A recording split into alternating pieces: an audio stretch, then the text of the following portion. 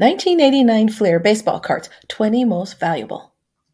If you've read anything about the hobby over the last 30 years or so, you might have gotten the impression that 1989 Fleer baseball cards are all about the Billy Ripken obscenity fiasco. But while those cards, will probably always land among the most valuable cards from the set, there is more to this gray and white pinstripe issue than FF. So, without further ado, here are the 20 most valuable 1989 Fleer baseball cards, Billy the Kid included, based on actual selling resale prices of specimens in graded PSA 10 condition. We'll start at the bottom of the pile and work our way up to the most valuable. 1989 Fleer Wade Boggs, number 81. Boggs hit .366 in 1988 to win his fourth straight American League batting title, and it seemed like he might hold on to that crown forever. As it turns out, he would never again lead the league in hitting, which is pretty hard to imagine looking back now. The next 11 seasons still brought plenty of hits, doubles, gold gloves, and other accolades, though, as Boggs cemented his Hall of Fame case. This junk wax gem stands as a last look at the title-winning Boggs, and it's picked up in popularity over recent years. Value $20 to $25. 1989 Fleer Roger Clemens, number 85. Clemens slumped to 18-12 in 1988 and would slide all the way to 17-11 in 1989 before rejoining the 20-win club to christen the 1990s. Even so, Rocket was among the best pitchers in the American League during, for him, a downstretch. All that paled in comparison to his amazing work over the last decade plus of his career, of course. But this 1989 Fleer card gives us a shot at Clemens before his epic fall from grace. Value $20 to $25. 1989 Fleer Gary Sheffield Rookie Card, number 196. Sheffield was the big stick swinging shortstop who also happened to be Dwight Gooden's nephew and was going to make everyone forget about Ernie Banks. Sheffield ended up at third base and then the outfield in the major leagues, and the only person he made folks forget about was Dave Magadan. Still, he swatted more than 500 home runs and should probably garner more Hall of Fame consideration than he has to this point, PEDs or not. Sheffield has rookie cards across the board in the 1989 sets, and this Fleer generally sells for under $1 raw, but a bunch more in PSA 10. Value $20 to $25. 1989 Fleer John SMOLTZ Rookie Card, number 602. SMOLTZ did most of his starting and finishing with the vaunted pitching staffs of the Atlanta Braves in the 1990s and 2000s, and he joined rotation mates Greg Maddux and Tom Glavine in Cooperstown in 2015. Like many others on this list, the Fireballers 1989 Fleer rookie card checks in at $1 or so ungraded, and a bit more in PSA 10. Value $20 to $25. 1989 Fleer Randy Johnson rookie card, number 381. In 1989, Randy Johnson was still a huge enigma. Would he ever be able to harness the enormous potential in his left arm, or would his outsized walk rates continue to eat him up? The only way to be sure, it seemed, was to trade him to the Seattle Mariners, where his profile seemed a bit more modest in the shadow of the Space Needle. All puns aside, the big unit developed into one of the most dominating starters of a generation and an all-time great who took his rightful place in Cooperstown in 2015. Johnson's 1989 Fleer rookie card is not quite as monstrous, but does offer a bit of an interesting variation. The background on the card can be found with a marble ad on the scoreboard behind Randy or with a blacked-out version of said ad, with some half-hearted or in-between attempt. Kind of sort of reminds me of another 1989 Fleer card. Anyway, there seems to be tons of variations here, depending on the degree of Fleer's contrition for advertising cigarettes to minors at any given moment. In general, you'll find listings ranging from $1 for raw copies to much, much more, depending on the specific variation, but more on that later. Value $20 to $30. 1989 Fleer Mike SCHMIDT, number 582. With injuries piling up, SCHMIDT abruptly announced his retirement early in the 1989 season, while this card was still pack fresh across the land. That put the finishing touches on the greatest all-around career by a third baseman and set up his cards to maintain and augment their lofty hobby perch for decades to come. For fans of SCHMIDT, this is bittersweet last look at a baseball legend. Value $20 to $30. 1989 Fleer Craig BIGGIO rookie card, number 353. Young players can take a while to find their lot in Major League life, just as with Gary Sheffield. For Craig Biggio, that searching included a minor league career and a handful of big league seasons, toiling as a catcher, before moving to his forever home at second base for the Houston Astros. Amazingly, Biggio became an all-star behind the plate before moving to the other side of the pitcher. But we're all better for the wear and tear that position switch saved on the eventual Hall of Famer. Biggio made an appearance in a couple of year-end sets in 1988, but this was his first base Fleer card. Value $25 to $30. 1989 Fleer Greg Maddux, number 431.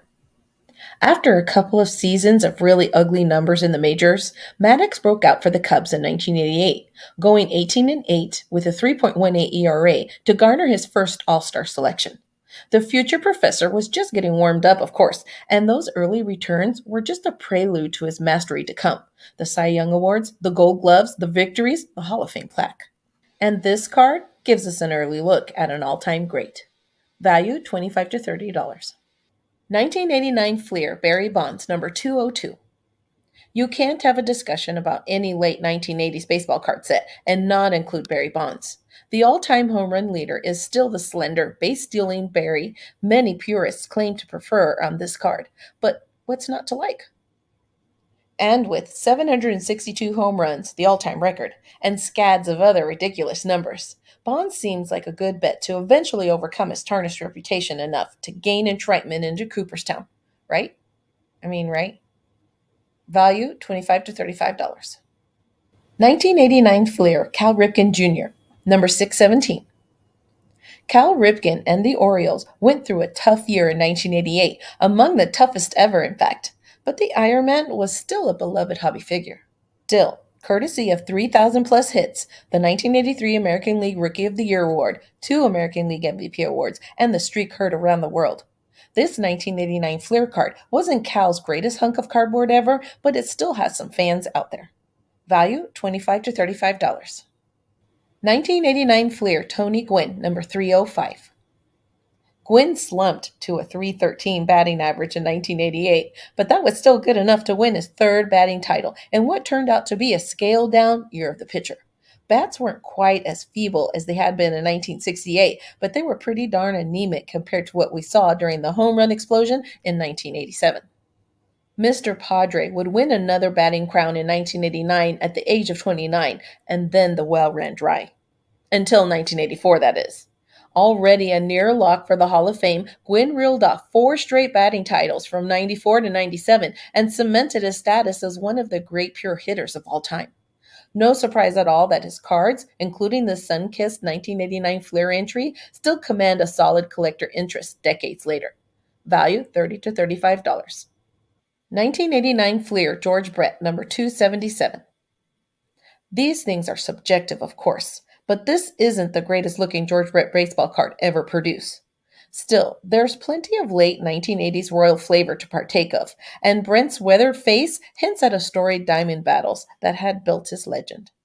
And the card back tells a story of a grizzled baseball lifer who had battled his way back to full-time status in 1988 after 2 years of injury woes, also cresting 300 for the first time since 1985. Mullet would face another tough year in 1989 before winning his third batting crown in 1990, forever cementing his grit, Cooperstown greed, and hobby legend. Value $35 to $40. 1989 Fleer Bo Jackson, number 285. When this card was young and fresh, pack fresh that is, Bo was a phenom, yet still a curiosity. Would he choose baseball or football? Or would he continue trying to do both? Would he ever fulfill even part of his vast potential? That summer, Superman started to answer those questions, garnering his first American League All-Star selection and serving notice that he had the power and speed potential to stick 32 home runs, 105 RBI, 26 stolen bases, and he even got himself some MVP votes. The 1990 season saw less playing time, and then came the devastating hip injury, suffered in January 1991 during the NFL playoff game with the Los Angeles Raiders. Bo would never suit up for the Royals or the NFL again, though he did make it back to the diamond, but he was never the same. Still in all, collectors know Bo, and they love Bo. After all these years, his cards were some of the most active during the pandemic boom. And they still haven't lost most of that sheen, and we're still shifting to our new normal. Value $35 to $45. 1989 Fleer, Nolan Ryan, number 368. In 1989, Nolan Ryan joined the Texas Rangers to begin the final push of his legendary career. It was a magical 5-year run that would include more no-hitters, more strikeouts, more wins, and a daddy whopping of Robin Ventura when the young Chicago White Sox charged the mound. If Ryan cards weren't already hot before, the expressive stint in Arlington pushed his cardboard into supernova status. A lot of that glow remains today, and even this overproduced issue, the last Fleer card to show Ryan with the Houston Astros, can fetch decent prices in PSA 10 condition. Value $35 to $45. 1989 Fleer, Rickey Henderson, number 254. If you were a Rickey or a Yankee fan hoping for an artful or dramatic baseball card to mark the end of the Hot Dog's tenure in the Bronx, well, this 1989 Fleer entry probably didn't quite flick your pick. Here we get the backside of one of baseball's greatest players as he, I guess, stands on top of the plate in front of B.J. Shuroff or Charlie Moore or Bill Schroeder. Oh well, Rickey's 1989 Fleer update would look a lot better, and this one still ranks among the highest in gray stripes. Value $40 to $45. 1989 Fleer Kirby Puckett, number 124. After breaking out in 1986 and leading the Twins to a World Series title in 1987, Puckett amped up his game even further in 1988. 356 batting average, 24 home runs, 121 RBI, 109 runs scored, MLB leading 358 total bases. Whew. And an infectious smile and unbreakable affable attitude. Collectors loved him, and we pretty much still do after all these years. Value $40 to $45. 1989 Fleer Ken Griffey Jr. rookie card, number 548. Look, this is a Ken Griffey Jr. rookie card, so you know it has to land near the top of the value mountain for whatever set it appears in. That's just what happens when you're one of a dozen or so greatest players of all time. In this case, you're generally looking at maybe a few dollars for raw copies, up to another stratosphere or so if you're looking for a perfect grade of 10. Value $120 to $125. 1989 Fleer Billy Ripken, whiteout, number 616. You know the basic story here, right? Billy Ripken showed up on his 1989 Fleer card with an obscenity on the knob of his bat. When collectors started pulling this card, the hobby freaked out. Then Fleer freaked out and tried about 74 different ways to fix the thing. Scribbles, black boxes, alien abductions, witness protection, whiteout. In the end, the two varieties which seem to resonate most with collectors, and which seems to be the hardest to come by, are the whiteout version and the so-called FF version. I'm just showing the whiteout version here because I really don't want to drop the F-bomb in this space. Think of the children. I will list the price for FF though. For the whiteout thing, you're probably looking at $20 to $50 in ungraded condition. For a PSA 10 copy, open the wallet, buddy. Value $900 to question mark. 1989 Fleer Billy Ripken FF 616. If you like your Billy Ripken a bit more brawny, then the FF version is definitely for you. The good news is that you can usually find this saucy cardboard for $10 to $20 raw, and even in PSA 8s, coming in less than $50 or so. PSA 10s can run north of $400 though. 1989 Fleer Randy Johnson rookie card with Marlboro ad, number 381.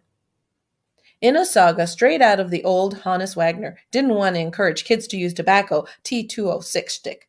Fleer originally issued their 1989 Randy Johnson rookie card with a big old Marlboro ad visible on the outside wall behind the future big unit.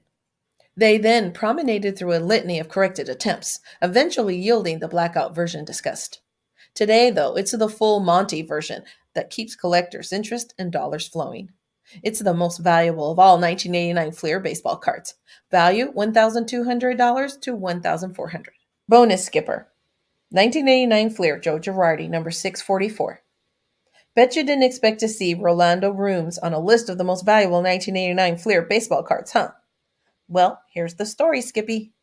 Before Joe Girardi became a good manager for the Florida Marlins, and a maybe great manager for the New York Yankees, and a quick-out manager for the Philadelphia Phillies, he was a pretty darn good catcher for the Yanks, the Chicago Cubs, and the Colorado Rockies, and the St. Louis Cardinals over the course of a 15-year major league career. And though Girardi is back on the sidelines as of this video, He's young enough and respected enough to expect that he'll be back in the dugout before long. Here, the former Yank skipper shares his 1989 Fleer rookie card with Rooms, and though the duo can bring more modest bucks or so ungraded, it's a bit more stout in PSA 10. Value $10 to $15. WaxPackGods.com